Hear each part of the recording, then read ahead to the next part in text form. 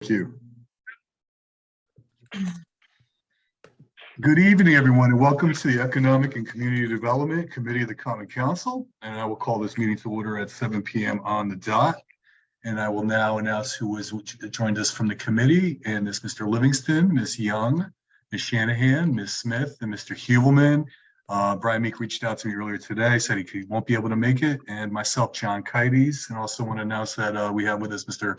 Goldstein, who is not on the committee, but has joined us tonight. Hi, Josh. How are you? Hey, John. How's it going? Very well, thank you. Hey, everybody. And I think I got everybody. Okay.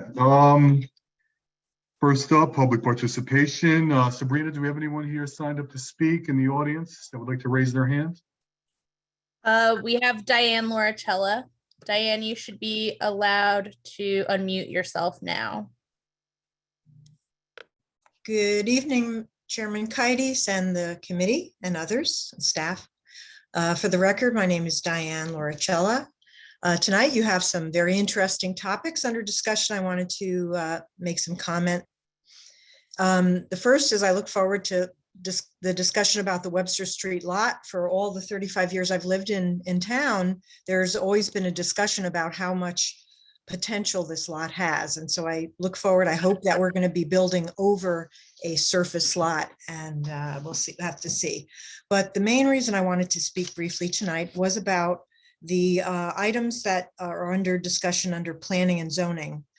Not necessarily in the order, I don't have the agenda right in front of me, but the waterfront industrial zone study, the 187-page final draft. I have been following and participating in the roughly, I guess, 9 months to a year of public meetings. I think I really like a lot of the work that UTL did. However, in one of their final discussions in front of the waterfront industrial zone study committee, I was quite saddened when some members of planning and zoning mentioned that they felt it would look messy and not necessarily, and I'm not quoting them, but it's all in the recording. They didn't want to note the currently known sites that have contamination from our industrial past. And so I had barely enough time to take a look at the study. I was zipping through it, and on page 24, there is one sentence at the end of the first paragraph that states a very little, the paragraph entitled Contamination, Water Quality, and Flood Resiliency. There is one sentence at the end that barely talks about the issue of contaminated soils. And I won't be going into it in detail because I did give this to you, Teal, but we have some sites that have major toxic materials that are known by the state of Connecticut, by the federal government, and by our city that will inhibit future potential growth and redevelopment. Due to our former industrial past, there are ways forward with it. There could even be additional federal funds, but to leave that out of this important study or report because we're trying to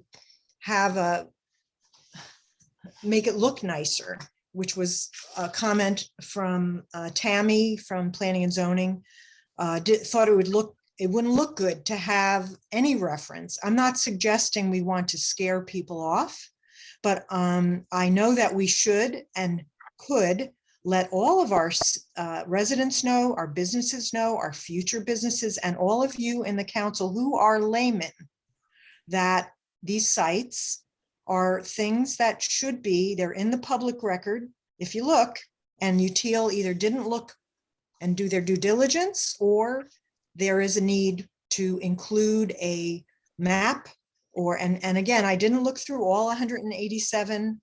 I'm hoping that they added the map back in, but it wasn't in one of the last public meetings. So I ask that you consider and reconsider this, because we do have an industrial past. We can't escape it and cover it up. I think we need to include that with better words, with more words. Lastly, with the ADUs, I am quite sad. I do agree with this committee that there be some form of neighbor notification. I think that was a terrific idea from this committee. I do think it should be less onerous and should be what we require of certain toxic waste cleanups, which is posting a certain size sign in front of that home that lets people know that there's going to be an ADU proposed. The one thing that the planning, last thing I'm going to say, the planning and zoning, if you'll indulge me, and I thank you, is that they were asked, I sent information, they were myopic as far as what they will allow an ADU to be. They are not being modern thinkers on the planning and zoning and this committee that studied ADUs, because most tiny homes are built off-site in order to reduce the cost. So how do they get those tiny homes to the site? They put them on wheels. And there is an exclusion for anything with wheels in this ADU proposal. And I think that is a mistake. It is myopic, and it will reduce the amount of people that will have access to tiny homes and embrace what we want to do with ADUs. Thank you for your indulgence. Thank you, Ms. Lauricella. Sabrina, is there anybody else signed up to speak? Anybody Or else online? in the attendee list, if you would like to speak, please raise your hand so we can promote you to a panelist to speak. Nobody's raising their hand. Thank you, Sabrina. No problem. Okay, now we'll close public participation and move on to item 1A, and that's the approval of the minutes of November 3rd, 2022. Would someone like to move those? Thank you, Mr. Livingston. Any, before I call for a vote, any omissions, corrections, or deletions? Okay, seeing none, I will now call for the vote. All in favor, please raise your hand to signify yes. And that looks, abstentions. We have one abstention, Mrs. Shanahan. Minutes pass. Okay, next up is item 2A, redevelopment agency, and that is the presentation and update on the Webster Street lot. Mr. Badoli, I believe you will be speaking.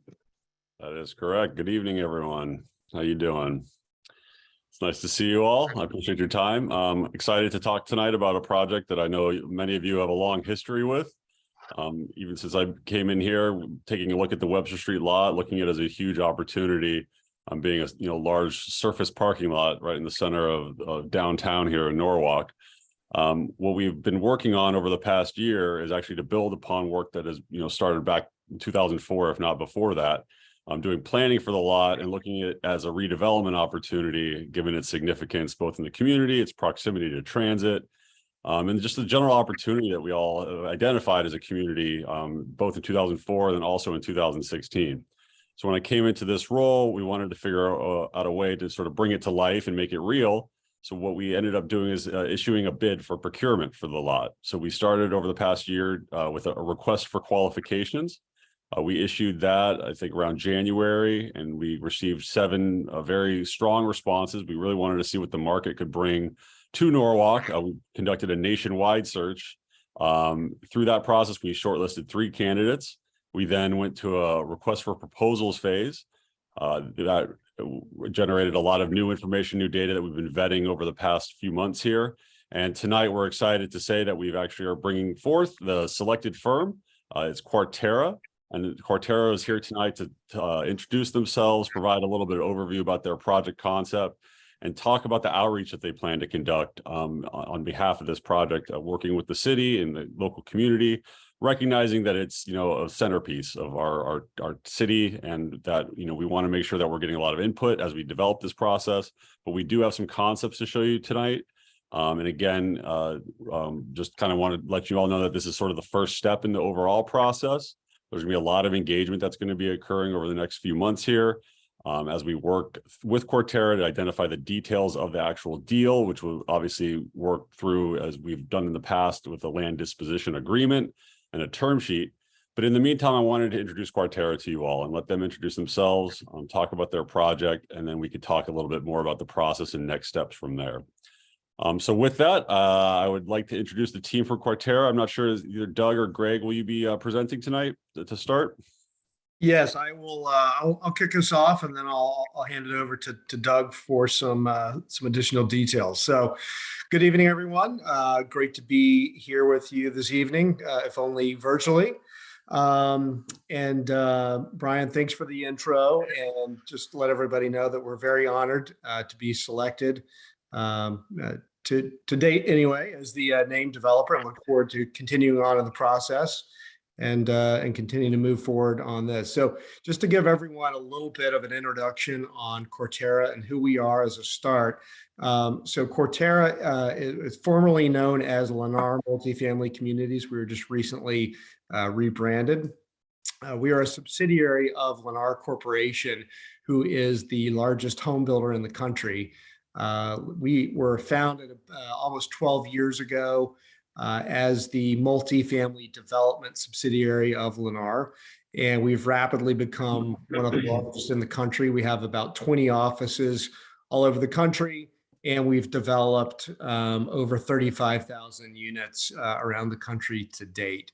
All rental product, all multifamily, certainly all different product types everywhere from lower rise wood built structures all the way up through concrete high rise and everything in between, really.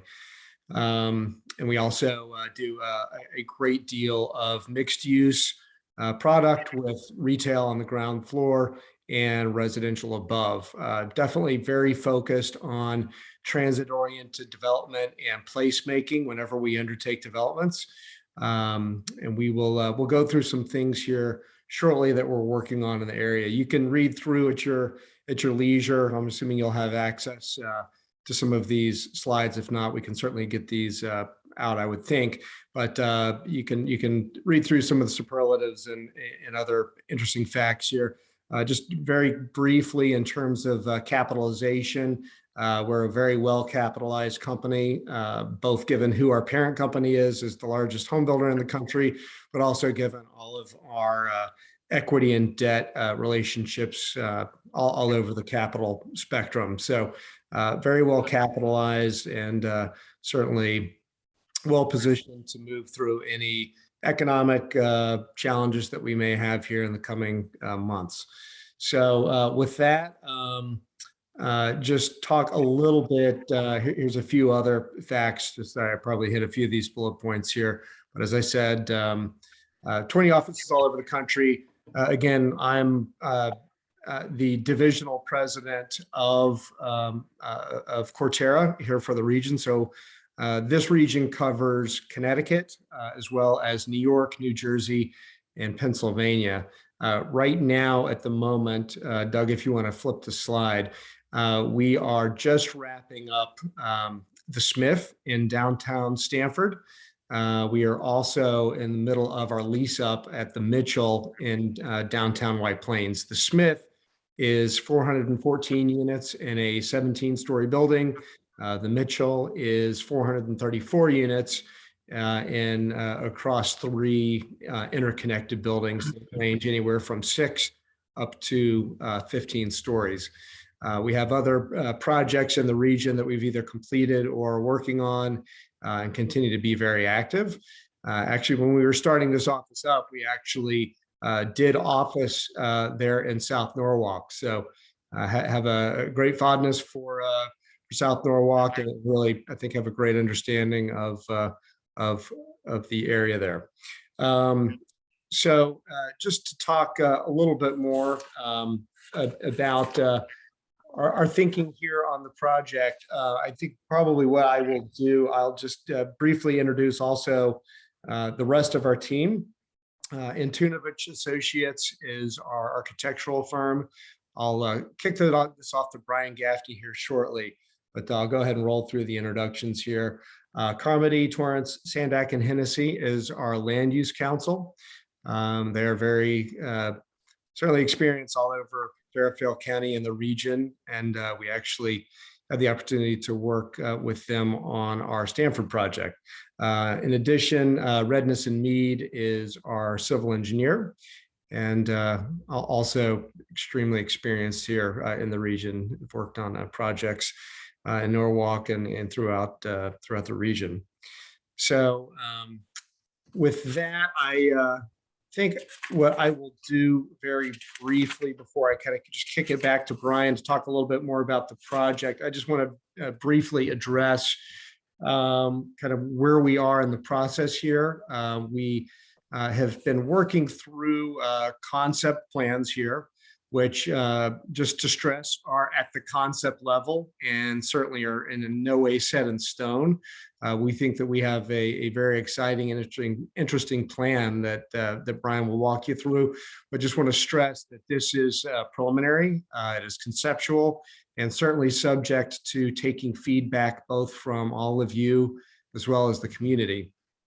One of the things that we have spent a lot of time talking about as we've gone through the process with Brian and his group at the Norwalk Redevelopment Agency is the fact that the way that we go into these projects really is to do a great deal of community outreach. It's very important for us to get engaged with the community early on and really hear what people have to say, hear concerns, hear good ideas, and see what we can do to incorporate all of that to make our projects better as we go forward.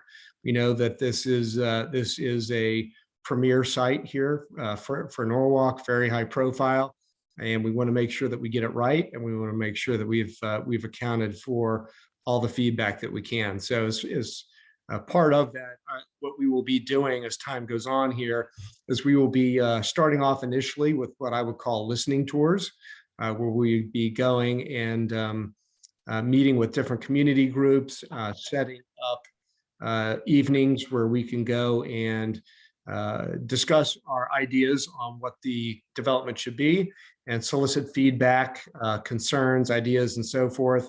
And then as the process goes forward, we would be looking to host additional, what I would call open house nights, where all of our experts participating in these open houses that'll be accessible to members of the public, all the various stakeholders from the area, and continuing to solicit feedback and make sure that everybody is well informed and is not walking away feeling like they were either not heard or making sure that there's no misinformation out there in the community.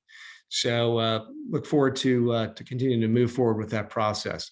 So with that, I'm going to turn it over to Brian Gaffney so that he can walk you through where we are. Brian, again, is from Antunovich Associates, and we're excited to be working with his firm. Great, thanks, Greg. And thank you, everybody, for taking the time to hear us. In front of you, you can see is the plan. And like Brian had said, there's been a lot of great work that has been done since 2004 and even earlier about this project. And we didn't want to dismiss any of that. So what we chose to do is actually build upon all of that work that had been done in the past and really insert a few major elements, one of which we know was providing 650 parking spots to replace the surface parking lot, but not have a surface parking lot. So as you could see kind of in the lower right-hand corners where 50 Sono is, that area called Garage G2 is a 650 parking spot garage that we would hopefully build within the first phase of this project to help free up the remainder of the site. Then what we chose to do was actually flank or border Martin Luther King Boulevard with a series of residential houses set back from the street, as well as allowing the existing sidewalk to be moved to the other side of the existing trees so that we could actually put in a bike lane along Martin Luther King and align with some of the overall master planning for multimodal development. And then what we chose to do is then bisect this overall site with roughly the same pattern of the entrance and exit of the existing parking lot with a road. And what that does for us is it allows access to both the public parking as well as the residential parking, access to loading for all of the retail businesses, and allows people to pull off the street, Washington or Main Street or Martin Luther King, so that, you know, you don't get a lot of double parking, people getting dropped off by a taxi cab, which always seems to happen when you're late for work.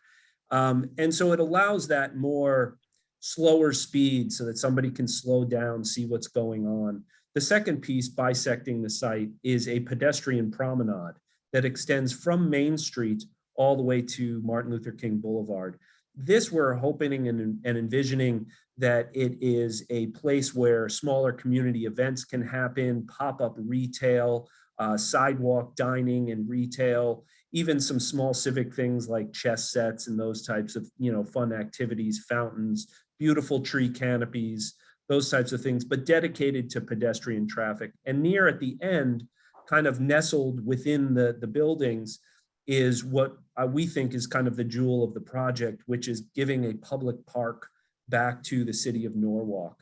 And this will actually be built on top of some of our parking structures, and will have, by us building them on top of the parking structures, we'll actually have the ability to, one, put the green space on top and also spill over the side, somewhat replicating some of the beautiful landscaping that we see along the shores of Connecticut all over the place.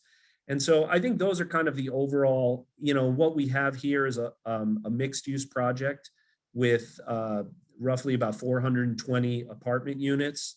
Along Main Street, we have retail space as well as a co-working or a flexible office space for incubator space, those types of things, as well as the parking that I mentioned before. Doug, if you might just flip a couple of the slides. I think that some of the following mood images may illustrate some of the points that Brian is talking about. And these are just some examples of being able to build park space on top of structures. We can make these things feel as if they're not, that the structure isn't even there. All of these images, except for the bottom right, are all built on top of structure. And so we think it's a really great thing that we can give back this park piece, that you can have movie nights, you know, farmers markets, or any other type of civic space it can be used for. And then the next slide is really just about creating a generous streetscape. You know, a place where we can have street side dining, where you can have pop-up retail, where you feel safe, especially if you have, you know, street side dining, that the sidewalk isn't 4 feet wide and you're right next to oncoming traffic. So providing that generosity into our development, I think, is the real critical piece. And like Greg had said, all of this is malleable. And I think those are the real main keys for us, is really bringing some housing, bringing some mixed use and retail to downtown, providing the parking, providing a pedestrian centric and multimodal development, and then providing that park as kind of the jewel on the crown. Back to you, Greg. Great, thanks, Brian. So I'm going to turn it over to Doug. Doug is a vice president of development here in our Stamford office. And Doug is our primary point person here. And Doug, I'll let you talk a little bit through what we see as a tentative timeline and other details. Thanks, Greg. And thanks, Brian. Hi, everyone. It's a pleasure to meet everybody on the call. Just to reiterate what Greg mentioned earlier, we're all very excited to take this next step on what we think is going to be an unbelievable project for the city of Norwalk and for South Norwalk. So I know personally we work very hard on our proposal. We're all really looking forward to moving this thing forward. I'm going to talk a little bit about timeline, because I'm sure everybody is curious about kind of what the next steps are and what the schedule is looking like for those next steps. As Greg summarized for everybody in terms of our public outreach plan, we really plan on focusing on reaching out to the community, to the stakeholders in the city, and really, as Greg outlined for everybody in terms of the listening tours and gathering feedback, we really plan to spend the next 6 to 9 months engaging in that process, and really gathering feedback from the community and really putting our development program together. I think we envision that timeline happening through the summer and into the fall. And at that point, I think we're looking to begin design on the project and move forward with a program that is exciting for both the city and the community, as well as for the team and for everybody involved. So from there, we're looking for full design on the project. We're probably in the range of 18 to 20 months overall in terms of getting to a point of construction.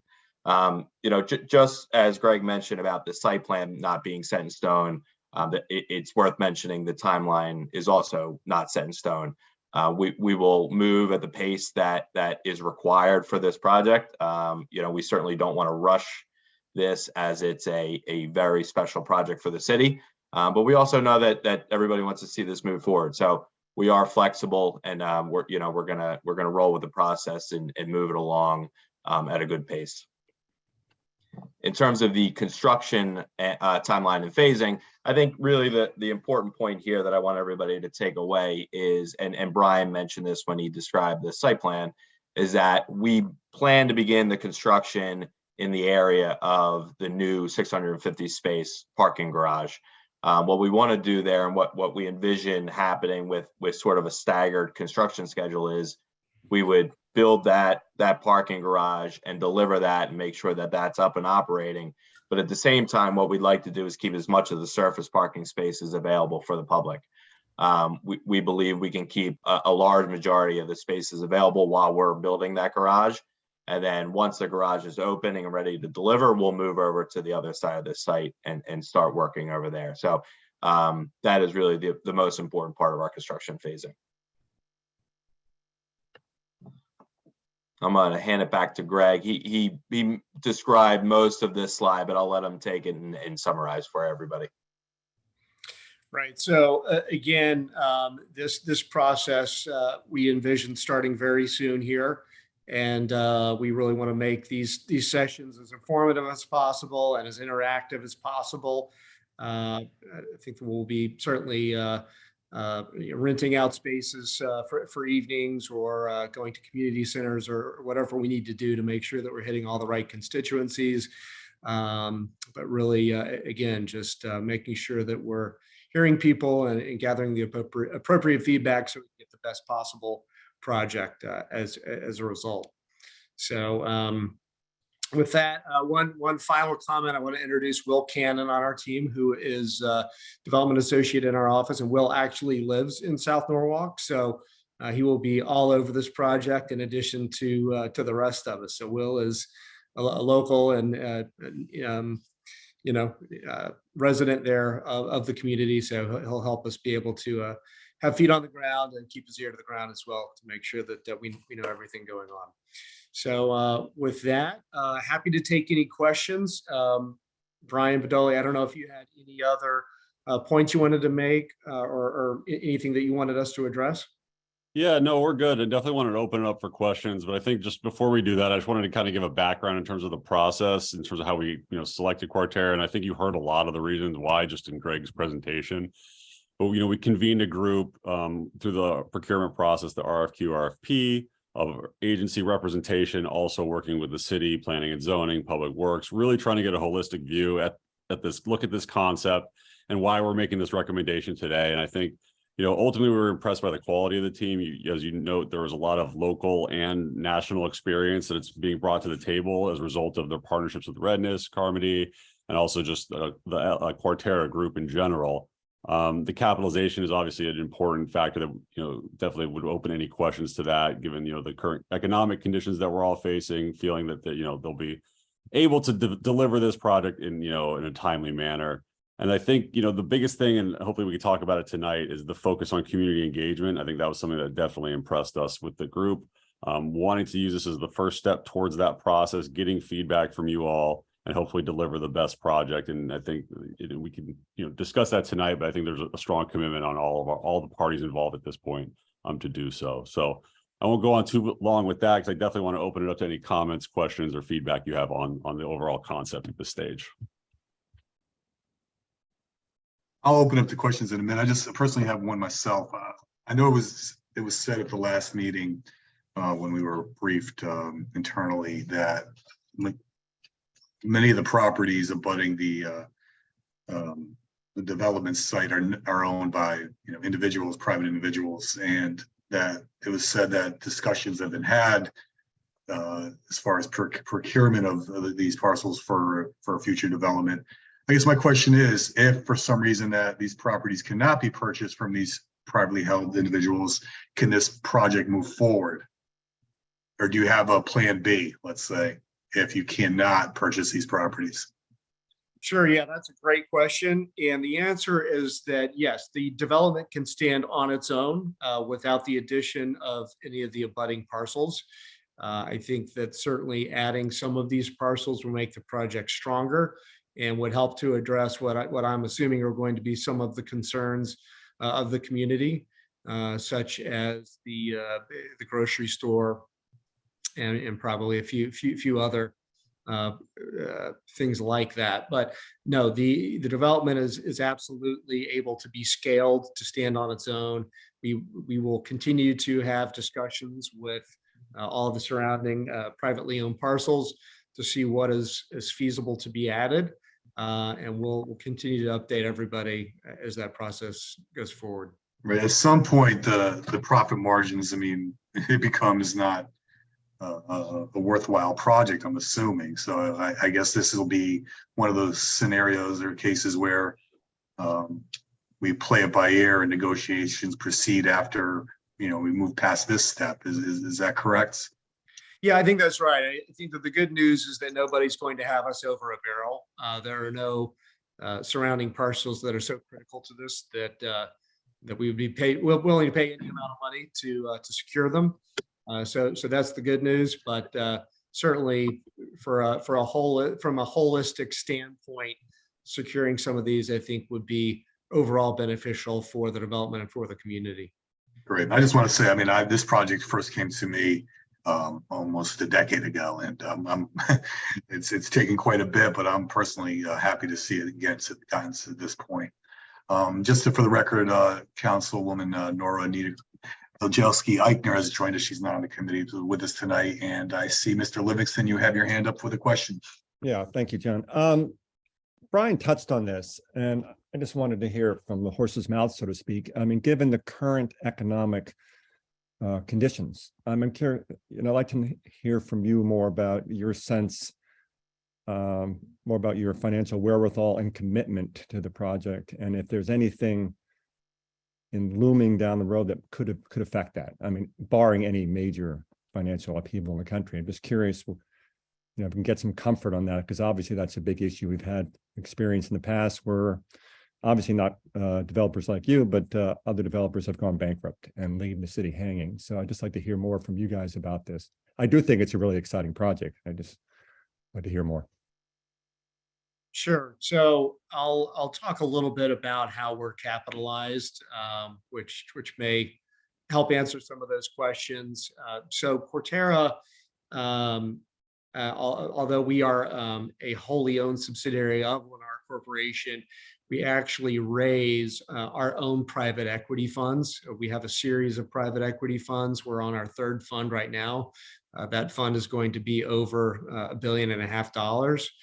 That capital comes from a variety of international institutional investors, anywhere from pension funds, sovereign wealth funds, endowments, so on, insurance companies, so on and so forth. So very, very large, well-heeled investors, and that capital is committed to that fund. So we have access to a large amount of equity vis-a-vis those funds. We also have a number of other I guess what I would call sidecar investors, where very large institutional investors that have large allocations with us as well. So the equity side of the picture for the projects is you know, really very strong. Our parent company enables us to go take land down onto the balance sheet if we need to, basically purchase land if we need to before projects are fully capitalized.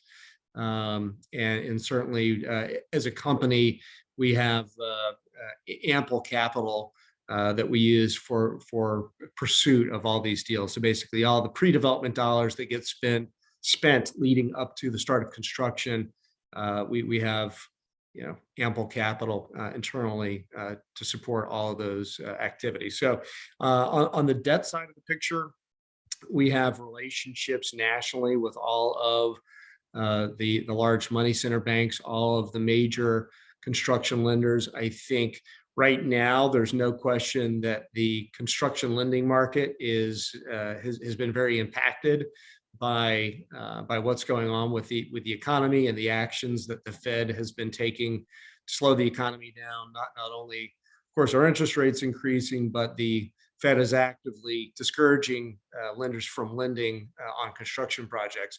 The good news here is that we've got a pretty significant runway before this project would actually start construction. So as Doug mentioned, we've got a good solid 18 months, I think, before we would really be sticking a shovel in the ground. I think that nobody has a crystal ball, but I think that usually what we see is at the beginning of economic dislocation, like we're seeing, that's when things are really kind of the most tentative and difficult, and things start to free up over time. And I think that certainly for high profile projects like this, A plus real estate and well-funded projects through sponsors such as us, we are much more likely than anybody else really to get those projects going and underway. So I think that we're probably the best position of anybody that would really be looking to develop some project of this scale. Great, thank you. Well, if you afford Bill Hennessy, I feel comfortable. Any other questions? No, Ms. Shanahan. Great, thank you. No one will be surprised to know that I'm really interested to know what kind of green initiatives you might be putting in these types of buildings. I mean, this is certainly an environmentally sensitive part of our city. It's a very hot area with urban heat island. It also has flooding issues and things like that. Are these the types of design elements that you would be thinking about for this project? Yes, we absolutely do. Our company has a very substantial ESG initiative going on right now. I'm actually a member of that committee within the overall company, but we really do look to implement sustainable design features where possible. A number of our projects all over the country do have various green designations. Various designations all over the country, of course, depending on what jurisdiction you're in. But various projects have LEED Gold, LEED Silver. There's a number of other ones depending on what state you're in and what level you're building to. But that being said, yes, we are very focused on that. I think that certainly the way that we're designing this project with the open green space, kind of with the porosity of the site, allowing a high degree of pedestrian interaction with the development. Certainly, we're going to be very, very focused on energy consumption. We'll certainly have a big focus on charging stations for electric vehicles. We certainly build at or exceeding all the energy codes that are out there. So that's always a big focus for what we do. And certainly, it probably goes without saying, but being as close as we are to a train station, being in a walkable environment, that reduces automobile usage as well.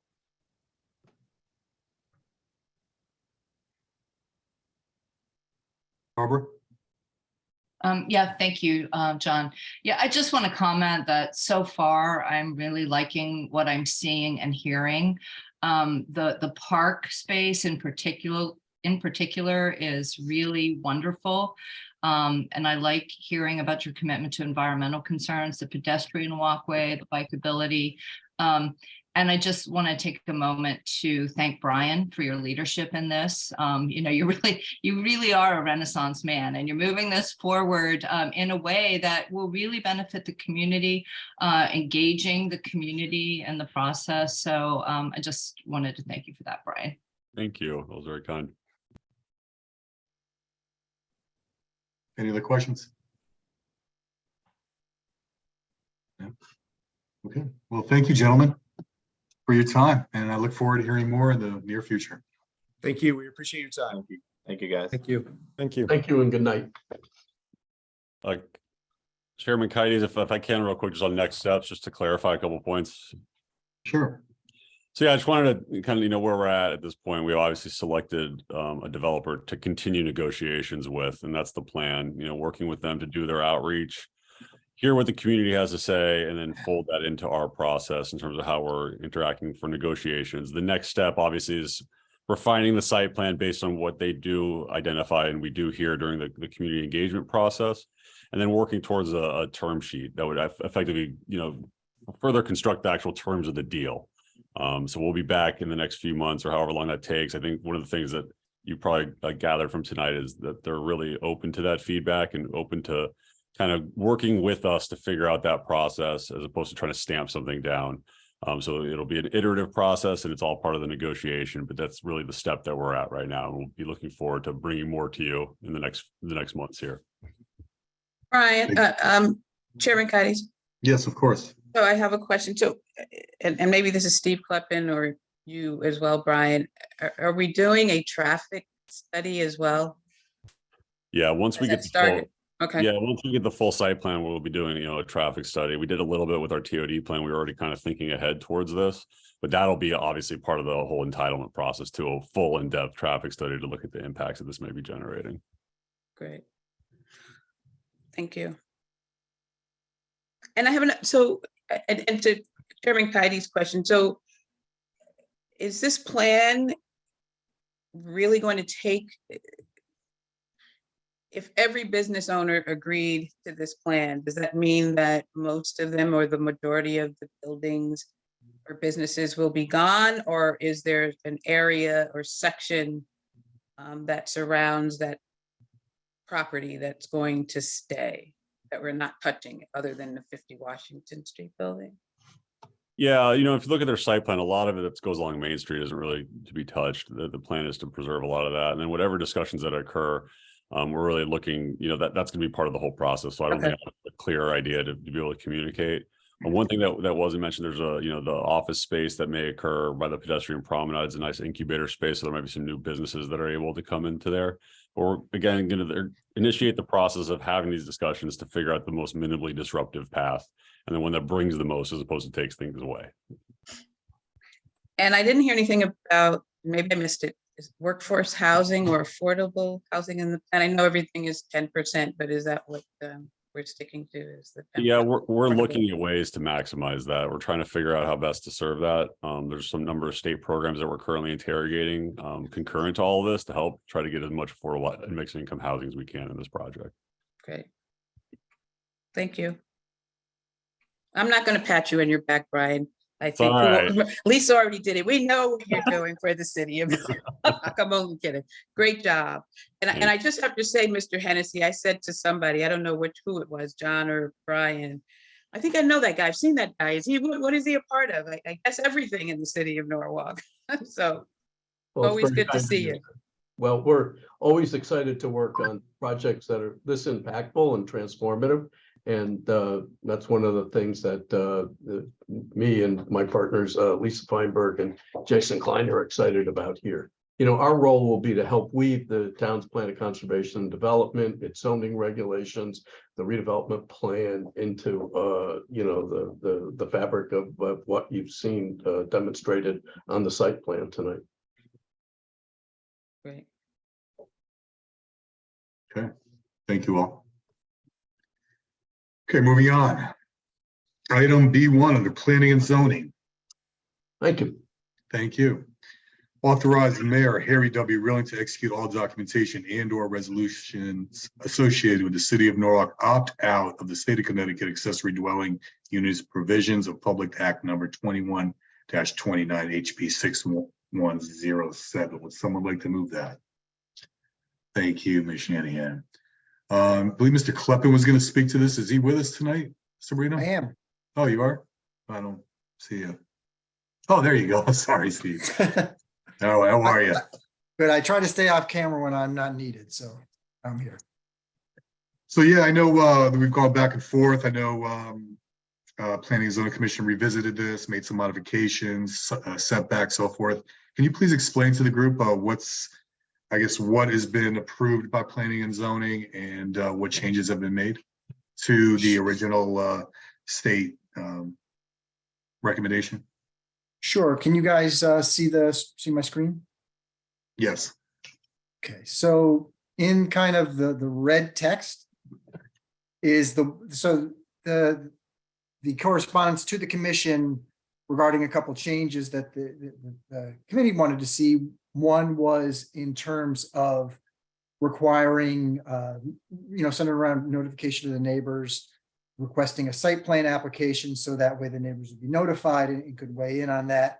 And the other request was to address the proposed setbacks that were within the original draft.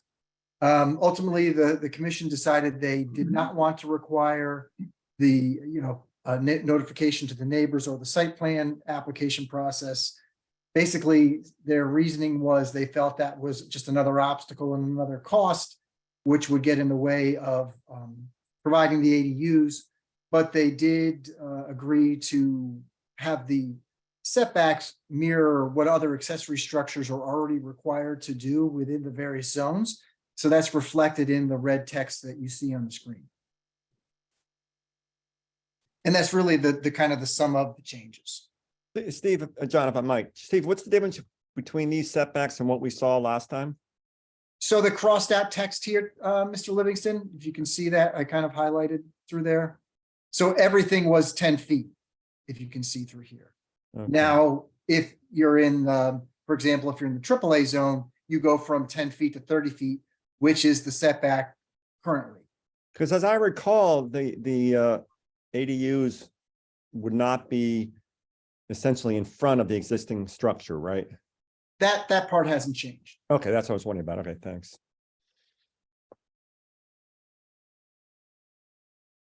I guess I'll Steve, chime. that's also a difference from the state statute and what is being proposed locally, right? I mean, because the state statute doesn't prohibit ADUs to be in front of a structure, right? Correct. Yeah, our thinking, and this was backed up with a seminar that we participated on with, I'm forgetting the group, but it was a senior group that was talking about ADUs, and they advocated for not allowing the ADUs in the front yard as well, just because aesthetically it's probably not the best approach.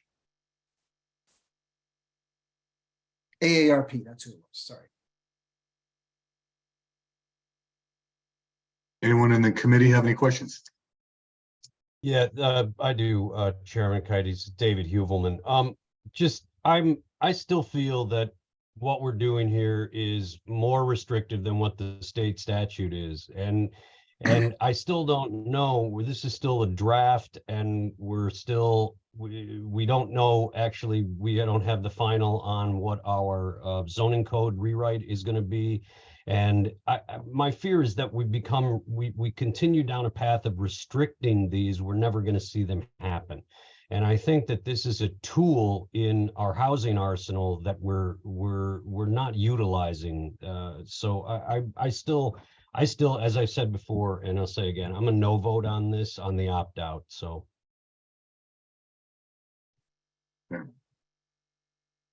Barbara? Yes, thank you, Chair Kites.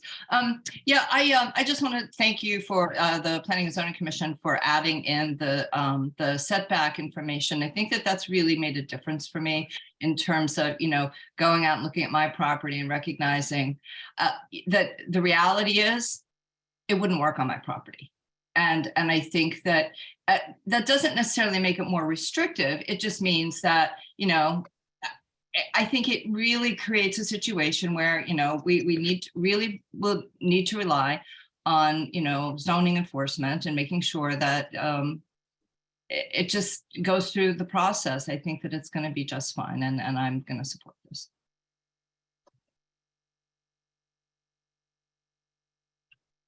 Anyone else? I think you all know how I feel. I'm very displeased and disappointed in the Planning and Zoning Commission. I think this came down from the state as a way to add housing stock to rural communities where that don't have, I guess, waypoints and other, multifamily homes, and it was under the cover of affordable units, homes for grandma and grandpa. But I think without these restrictions in place and not requiring blood relatives or any sort of income designation, I think you're opening this thing up to people just looking to make additional income by having a rental unit on their property. I think we're personally, I think, there's cost been placed on these accessory units of $100,000 to $200,000, and I think you could do them for far less. So I just, like I said, I would have liked to have seen this be site plan review to at least to notify neighbors. I don't understand, be honest with you, the logic behind not doing it. Cumbersome additional cost, a nominal cost to me personally, my own opinion. I think, just to have that extra step would save us a lot of problems in the future. And I plan to make this also clear at the common council meeting, because first place people are going to come when they come home and they have an accessory unit right next to their house is they're going to come to the council members, their representatives, not really knowing the structure of the process how this all goes. So like I said, I'm very disappointed in Planning and Zoning for not adding that, but I guess that's the way the ball bounces. So, but also understand the importance of opting out, because this is far better than what came down from the state, and we modified it to our needs. Like I said, versus when I think the intention was to add housing stock to those rural towns that don't have enough rental properties. So that being said, and there are no other questions, I will now. I see Nora. Do you have your hand up? Nora, are you with us? Thank you. Yes, thank you, Chair. I just wanted to briefly, I'm not a member of this committee, but I didn't want it to come as a surprise to anyone when this comes in front of the council that I will be joining Councilmember Huvelman in my no vote on this. I feel strongly that increasing our available housing stock, particularly for our young people and our young families and our seniors, is really crucial. The thing that I hear most from people in Norwalk is I want to be able to start my family here, or I want to, I've been here my whole life, I want to stay here. I think ADUs are excellent solutions to that.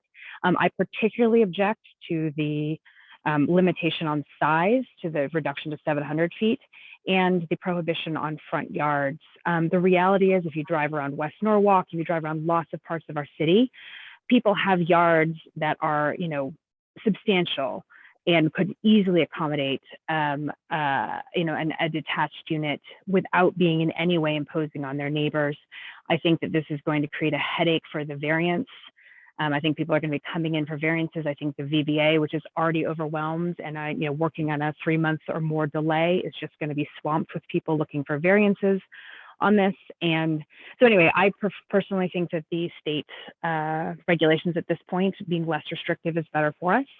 And like I said, just didn't want there to be any surprises next week. And I appreciate the work that has gone into this. I know it's been a lot of different positions, and I'm glad that we'll have an opportunity to have this discussion going forward. Josh, I see your hand up as well. Yeah, thanks, John. I just want to join. Look, I come from having been on the zoning commission for a couple of years before I was on council. And the thing that I'm struggling with is, on the one hand, I think my initial inclination is to say we want to be able to opt out and have control on our own process. The problem is we don't know what the end result is. And to me, I feel like the two big issues, as Nora was saying before, are one, a location of an ADU. Because even though it may not be aesthetically pleasing, if it's conforming and someone wants to put one of these in their front yard, I can't think of a reason to tell someone why you can't put one of these in their front yard if it's meeting to code and it's perfectly safe and they want to do it. I also don't want to lose sight of what the thing is. I would imagine, and John, I know you and I have sort of discussed this before, I would imagine that most ADUs, when they present themselves, are probably not going to be detached ADUs. They're probably going to be in the version of either inside a home itself, so as like a basement apartment, or attached to an already existing structure, so like on top of a garage. So I just want to caution, this vote tonight and sort of what we're thinking about going forward. If we are planning on being more restrictive, then we do need to be very clear with people on what they can and can't do, because the overall goal of building and diversifying our housing stock, I think, is an essential goal for this city, and a city that desperately needs more housing. So I just wanted to put in my 2 cents. Like Nora, I do not have a vote here tonight, but I just wanted to see this discussion and put in my 2 cents before we take a vote next week. I just want to add to that point. I mean, to give you an example, I live in a cul-de-sac street, and over the last 8 years, I think every house is turned over once or twice. So, I mean, I get the intention of having a nice place for grandma, grandpa, or that college student wants to move back home is a great idea, but you have a lot of turnaround. And I'm not trying to sway votes. Those are days past. But I guess my point is, you hit a lot of turnaround. You're going to have a detached or attached unit, and the house is going to turn over, and then you're going to add, say, 3 or 4 people to a single family home. So I have concerns, and I have no problem with it as a whole. My personal gripe is the fact that I think neighbors have a right to know. That was it, simple as that. So anyway, I plan to also state that at the council meeting. Mr. Kleppen, I saw your hand up. You have a question?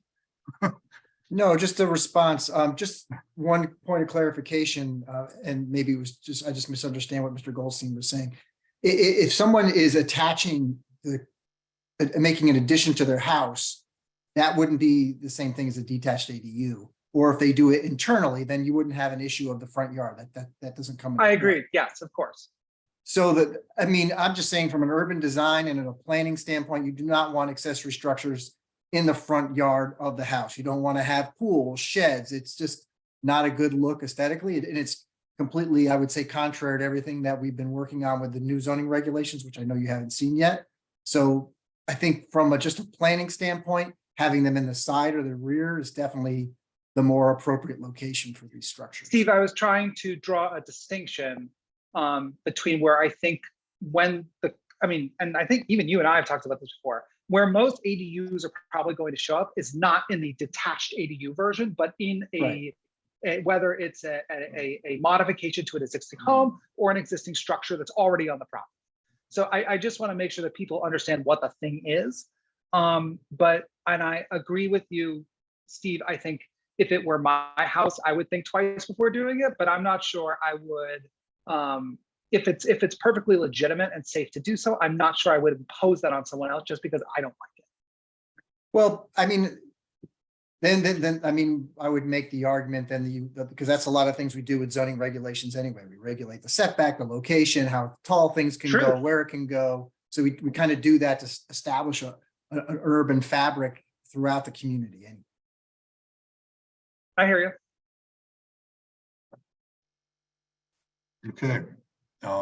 Seeing no other questions, I will now call for the vote. All in favor, please raise your hand and signify yes. 2 abstentions, noes. Let the record show Mr. Huberman voted no. The motion passes. Thank you, Steve. Actually, I believe you're sticking with us for the next item. Item B2, authorize Mayor Harry W. Rilling to execute any and all documentation to amend the City of Norwalk Plan of Conservation and Development to include and ratify the waterfront industrial zone study with the link below. Would someone like to move this item? Thank you, Ms. Shanahan. Steve, would you like to, I don't know, I believe you have some sort of brief presentation. Am I correct?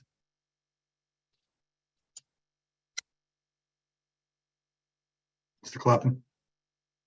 Did he freeze or is he very still right now? Fell I asleep. think he's frozen. He's frozen, right? Yep. Okay. Give it a second, and then if not, we'll. All right, you know what? If there are no objections, I'm going to move on to C and then go back once he gets his technical issues corrected. Item C1, authorize Mayor Harry W. Rilling to execute a grant agreement between the City of Norwalk and the Norwalk Arts Commission and the Connecticut Office of the Arts in the amount of $1,200. Sabrina, do you want to speak to this, please? Sure. So there was a Connecticut Office of the Arts grant, that opportunity that was posted a couple months ago. We had applied for some operational funding for some administrative support for the Arts Commission, considering we have all of our funding for arts kind of coming out right now, where we're doing a lot of murals, we're doing a lot of student projects.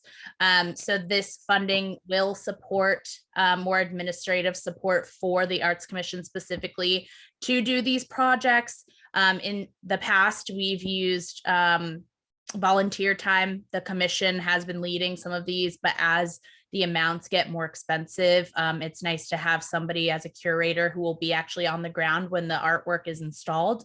So that's what this funding will be used for. And we're hopeful that we'll be able to continuously get this funding from the Connecticut Office of the Arts as well. We originally asked for 50,000, but we got $1,200, but any little bit helps. So that's the roundabout explanation for this item. Okay, any questions? John, you want to move that item? Yes, I was just going to say, I don't believe anyone moved that item. Mr. Livingston moved that item. All in favor? Unanimous. Great. I guess Steve is still not with us, so. He lost power and Wi-Fi at his house, so he's calling in. There he is. Phone. He's right here, but if you want to give him a minute, or if you want to go to him, he's here. Steve, are you still capable of giving your presentation via your phone or no?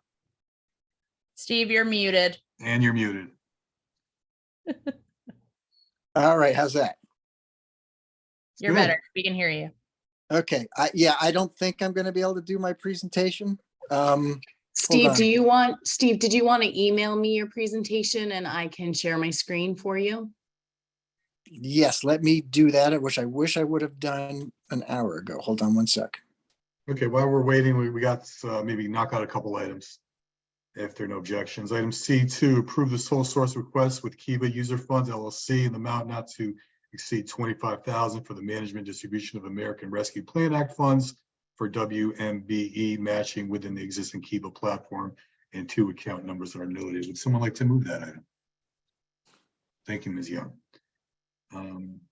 Sabrina, would you like to speak to that as well? Yes, so I'm actually going to speak to both of the items since it's a 2-part approval for sort of the same thing. So when we originally talked about the Kiva program, we had a matching component for women and minority-owned businesses. There is a separate contract that we have to sign with Kiva to administer those funds for us. It is a sole source because we're already using the Kiva platform. The other option that we had was to use an outside firm to manage the funding separately, but it would just have to include a different application for each borrower. And additionally, we would have to pay an administration fee that's going to be way more expensive than the one that we're paying for Kiva to administer these on our behalf. This keeps it less clunky and keeps it all in the same system. So essentially, if somebody has a $15,000 loan, once that's funded to $7,500, it'll automatically match dollar for dollar every single donation. So they'll make their loan amount in half of the time. And I know I've mentioned this before in the past. So this is the fee that we'll have to pay to administer the $250,000 we have over the next 3 years. And then the second item is authorizing the actual matching itself. So authorizing the $250,000 to actually be in the system and then to provide that match to the borrowers. That's great. Mr. Livingston. Yeah, I'm sorry, Sabrina, I'm confused a little bit. So what does this do that we did not approve before? I'm confused. Is this more money we're giving out, or? It's both. So the first time we did this, we only approved the actual Kiva contract for the technology for them to start the loan program. This is an additional separate contract that has to be executed to do the matching funds. But So- this is just WMBE, or is this? For Yep. something? And if we don't. So can I add in just for 1 second? So when we brought the ARPA funding to you and also to finance and the Common Council, we identified that the $247,000 would be a match that for women and minority owned business. So the first vote and the first approval, as Sabrina said, was for the actual use of the software and to bring on the Capital Access Manager. This approval is to be able to more specifically approve the $247,000 to be released for the women and minority match through Kiva. The second part is that we need to have some sort of body we would like to have some sort of body administer the $247,000. And we have a few options to do that. The option that we're recommending and that Sabrina's presenting is to pay Kiva $25,000 to be the active administrator for the $247,000. And by approving them as the active administrator for the funding, it means that they would actually have the ability to work within the software application to be able to match dollar for dollar. And so that's why Sabrina's saying it would be less clunky. I'm sure this is a great idea. I'm just trying to, so it's costing us $50,000 more to do this than we thought before. What am I missing? 25,000. Well, you got 25,000 or 2 items, right?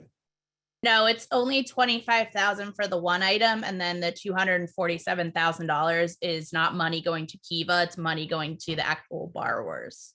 Well, this third item says authorize the mayor to execute a contract with Kiva user funds an amount not to exceed $25,000 to disperse. So we're authorizing 25,000 in both of these. First 2 is approving a sole source request an amount not to exceed 25,000. The next one's a contract not to exceed 25,000. So maybe it's just the language. So Yeah, I think it's just the language. I'll have to change that for when it goes to. Yeah, so maybe that's where I'm getting Yeah. confused. Okay. Oh, yeah, it's just the $25,000 to, that's all that's going to Kiva, and then the $247,500 is the funding that's directly going to the lenders for the match. And we've already approved that, right? I mean, that's not new money. No, that's the ARPA money. Right. So that's why I'm getting confused. So if you can clean these up or tell us, yeah. Yeah, before- I'll combine them into one and make it more simplified. Okay. Yep, Thanks. no problem. But then I think the motion, so just to make sure we're clear, I think then the motion would be to authorize the 25,000 in a contract to Kiva to administer the 247,000 for women and minority owned match through the Kiva program. Yeah. I Right, think that's- okay.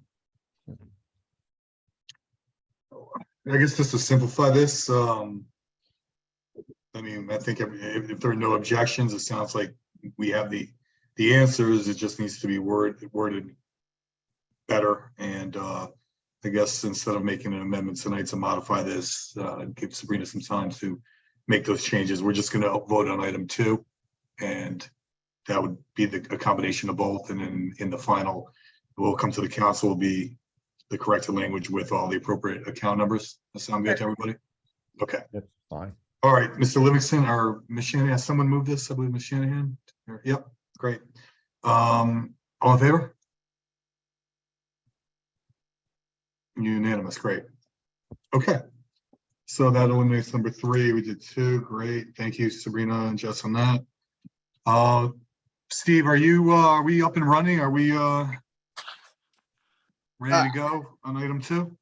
I'm Brian in my office was just emailing the presentation to Jessica and Sabrina. So hopefully if you want to give me 2 more minutes to see if that works. If not, then we'll have to, I guess, table it till next year. So I guess maybe time to grab a sip of water or something. Yeah, I have questions that I can still ask, or you want to wait to the presentation? I mean, Steve, are you ready to receive questions? Are you? Oh, yeah, questions I can do. Yeah, I mean, it's 2 things from the report, one of which I think is answered in the report. The other I want to follow up on. The one is how, if I look at this, where the waterfront zone meets Washington Street, you know, obviously one's historic district, one is the waterfront. And I think I read this in the report. How are you handling that? Do you mean in terms of like the transition from? Yeah, the from two? transition. How's that going to work? So yeah, the slides probably would help in that regard, but the idea is conceptually that the Water Street side of the properties would, you know, kind of trying to mimic what's happening on the other side of the street, but at a smaller scale. While on the water side, of the, towards the harbor, that could be some kind of active use, whether it's, as you move further south, obviously you get into the larger properties, you get into more water dependent type businesses and the marinas. But up towards the Washington Street area, the lots are obviously more shallow, so they don't go back as far. So the use would probably be more limited in terms of the water dependency aspect of it. So it would kind of be a transition area. The zoning, we're trying to set it up to be flexible to allow that type of use to make it to make it more in keeping with that and more consistent throughout the area. Yeah, that's what I'm hoping you'd say. The other question I have, and it's really a follow-up from our discussion last month. I still have problems with up the river a little bit with the Divine Brothers, why we are not upzoning those spots. Well, a couple of reasons, and there's a lot of little nuances to that area. And I think Divine, which is, are you talking solely the properties on the Well, the west heavy side? industrial by Divine, and I mean, I know what you said I think I know what you said last time, but reading the report, I think it's obvious there's a lot of push to make those more, better properties. And I'm not suggesting we throw Divine out by any means, but I just think we need to look forward to what we want down the road. I mean, the harbor and the river is one of Norwalk's prime assets. And I think we're kind of ignoring that. Yeah, I mean, I would say, for a couple different reasons and a couple different things,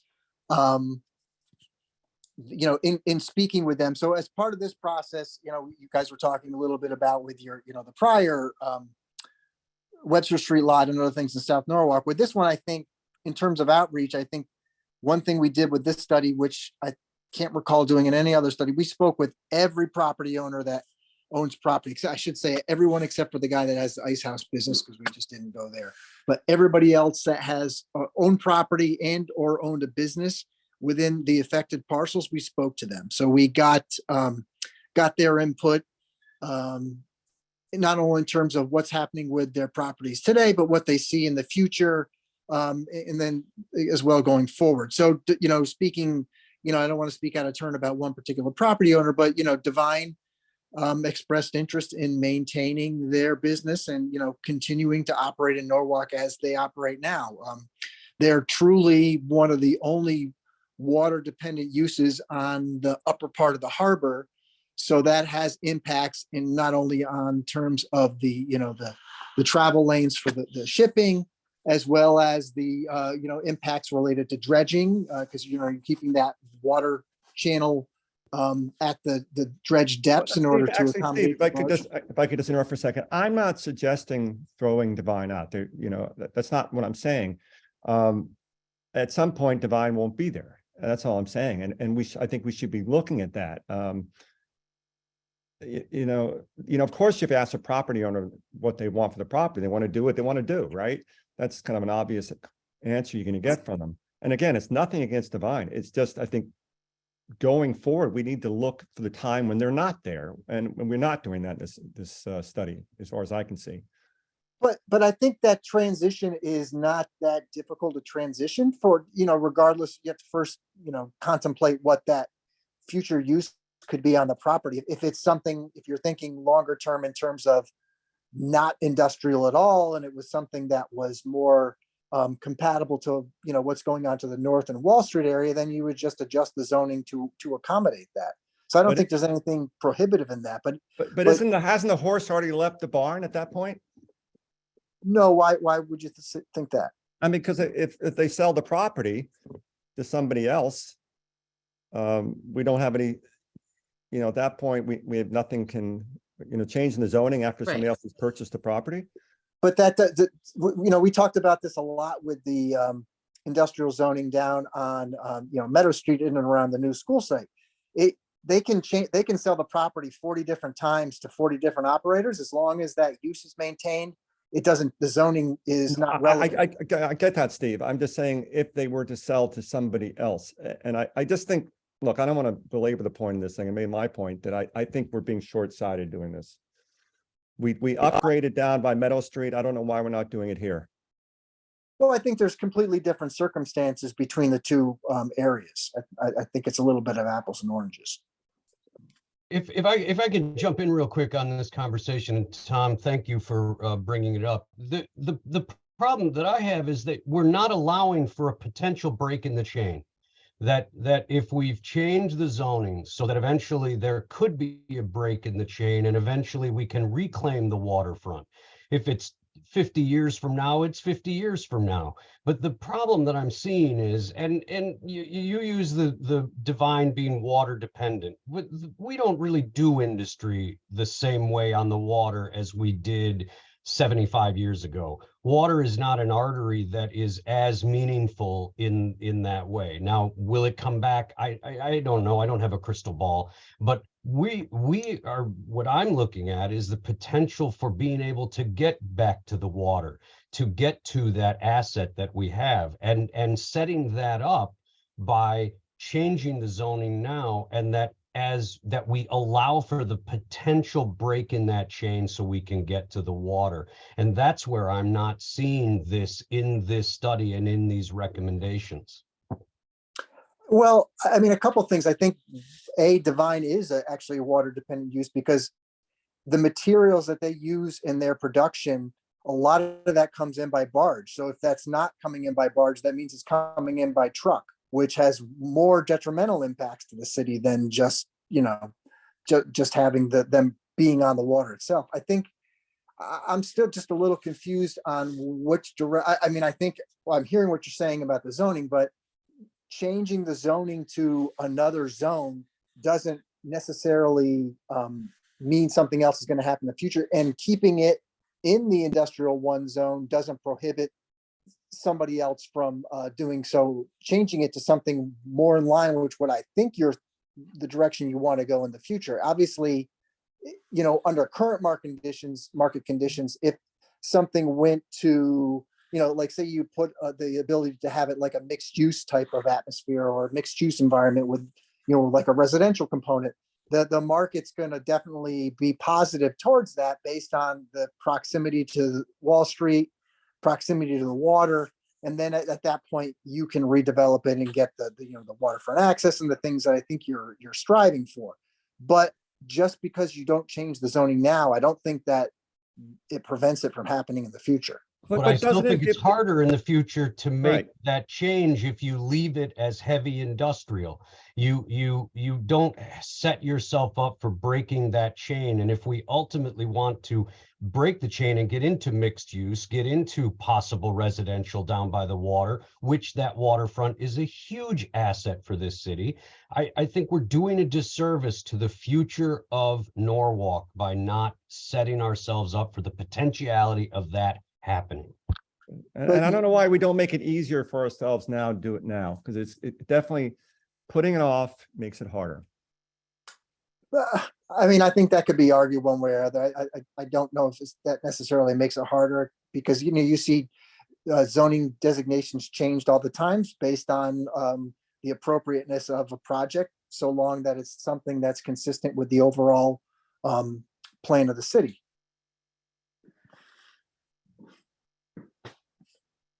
Would downzoning be consistent with the planning for the city? I mean, it seems like the two arguments that Mr. Hubelman and Mr. Livingston says is really more in the plan we have for the city. Is it not that we want to have more access with the river?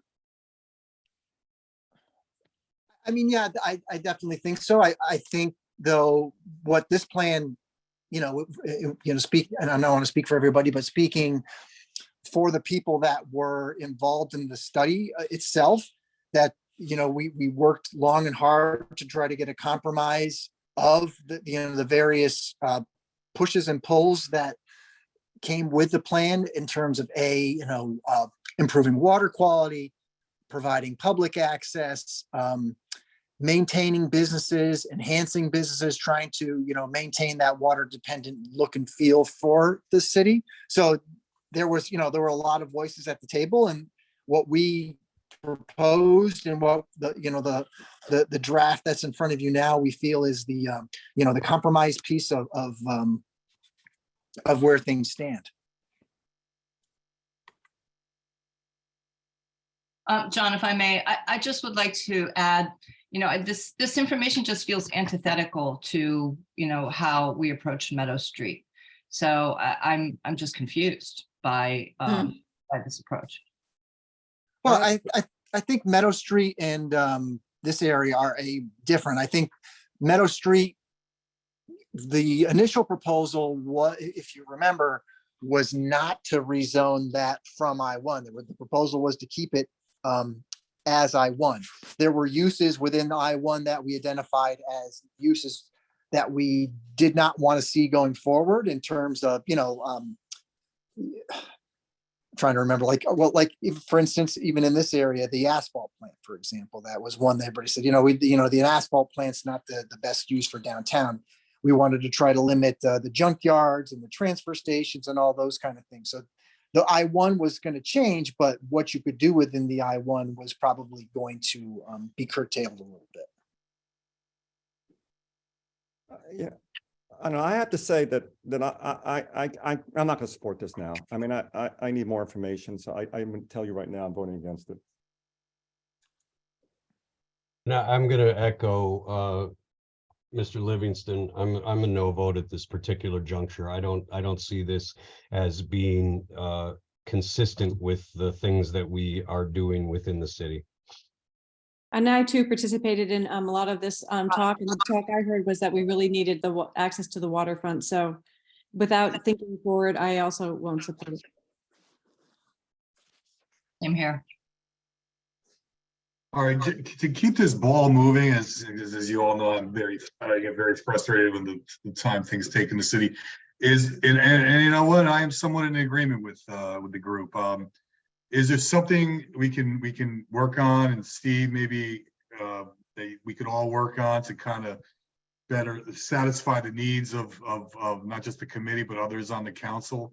I guess a recommendation for alternative zoning recommendations for the Divine and other areas. I mean, can you come back to us with something more along the lines of what the committee's looking for?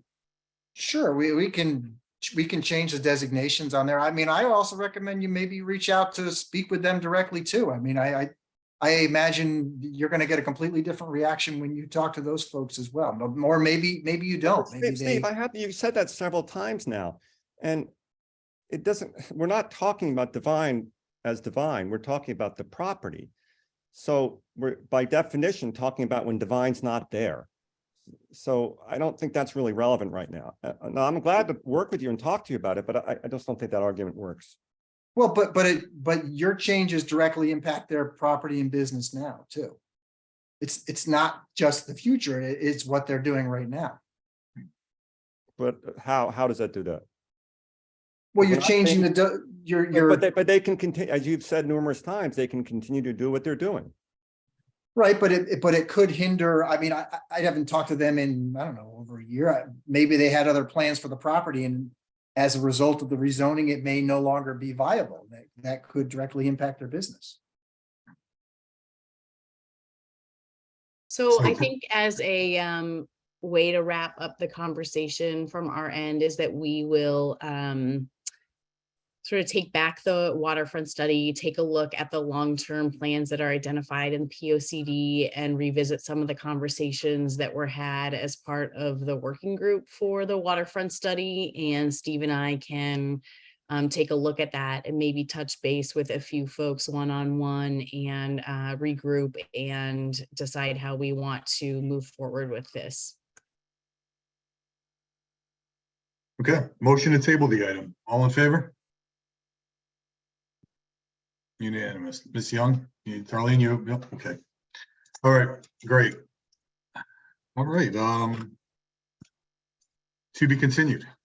But I think, we all kind of said our piece and know where we stand. So hopefully we can keep this ball rolling and have something more, something that it's more acceptable and more along the lines of what we're thinking. All right, I believe that's it. Right, Correct, yes. All right, so do you have a motion to adjourn? Thank you, Ms. Shanahan. All in favor? All right, great. Everyone have a good night, good weekend, and good everything else. Good night. Take care. Good night. Thanks.